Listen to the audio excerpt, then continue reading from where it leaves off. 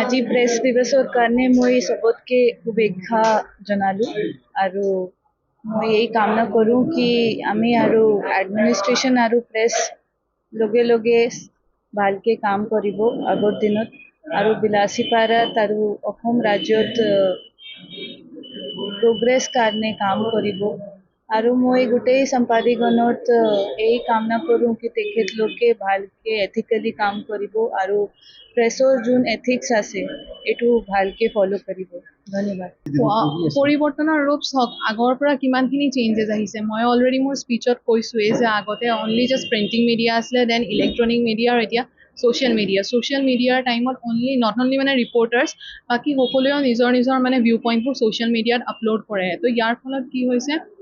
fake নিউজৰো বহুত প্ৰচলন হৈছে আৰু সেইটো সোনকালে বন্ধ কৰিব লাগে নহ'লে বহুত অলৰেডি মানে ঘটনা ঘটি গৈছে এনেধৰণৰ ঘটনা আকৌ মানে পৰৱৰ্তী সময়ত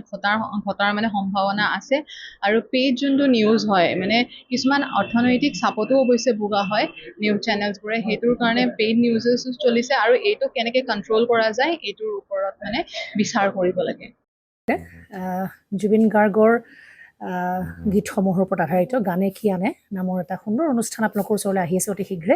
অহা 15 আগষ্টৰ পৰা ধেমাজিৰ পৰা প্ৰথম অডিশ্যন আৰম্ভ হ'ব আৰু সেই অডিশ্যনৰ যোগেদি